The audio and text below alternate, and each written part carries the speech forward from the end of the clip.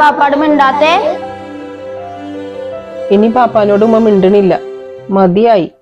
എനിക്കും മതിയായി. കേട്ടില്ലേ? മതിയായിന്ന്. ഇനി എന്തിനാണ് മക്കളെ ഞാൻ മിണ്ടണത്? അത് ഇപ്പൊ ഒരു ദേഷ്യത്തിന് പറയണതല്ലേ ഉമ്മ?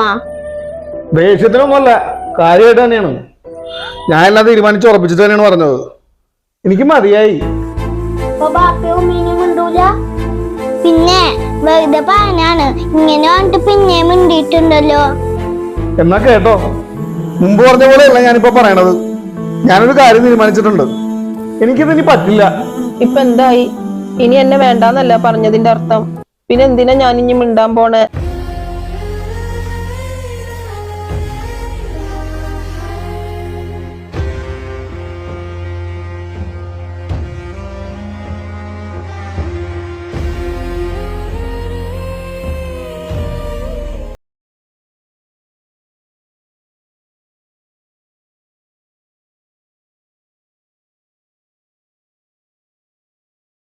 രണ്ടുപേരും ഗെയിം കളിക്കാണോ?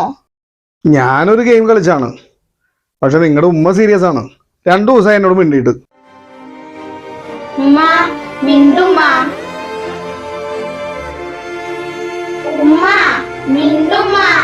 അതെ, നിങ്ങളുടെ ഉമ്മാനെ ഞാൻ മിണ്ടിക്കട്ടെ? എങ്ങനെ? നിങ്ങൾ ഒരു ചട്ട കൊടുത്തോണ്ട് വന്നേ. ചെല്ല്, 3 പേരും ചെല്ല്, ഒരു ചട്ട കൊടുത്തോണ്ടോ. ചെല്ല്.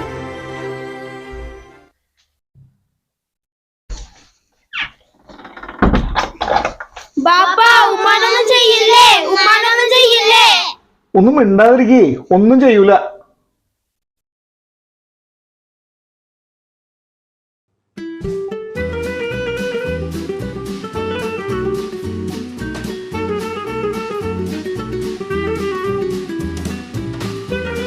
മിണ്ടൂലേ? പറയടോ, മിണ്ടൂലേ?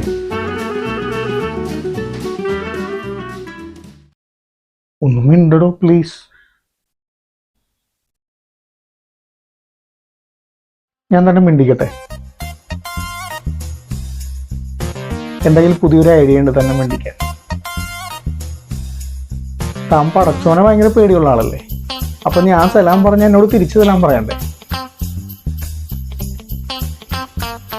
അസ്സലാമു അലൈക്കും.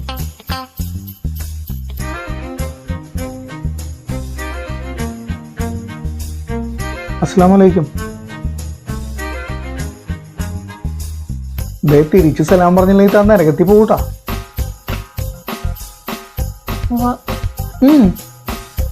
പോരട്ടെ? വലൈക്കും അസ്സലാം. അസ്സലാമു അലൈക്കും. വലൈക്കും അസ്സലാം. അസ്സലാമു അലൈക്കും. വലൈക്കും അസ്സലാം.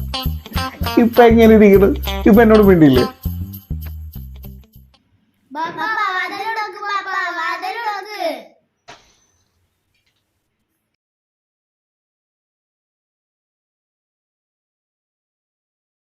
അസ്സലാമു അലൈക്കും.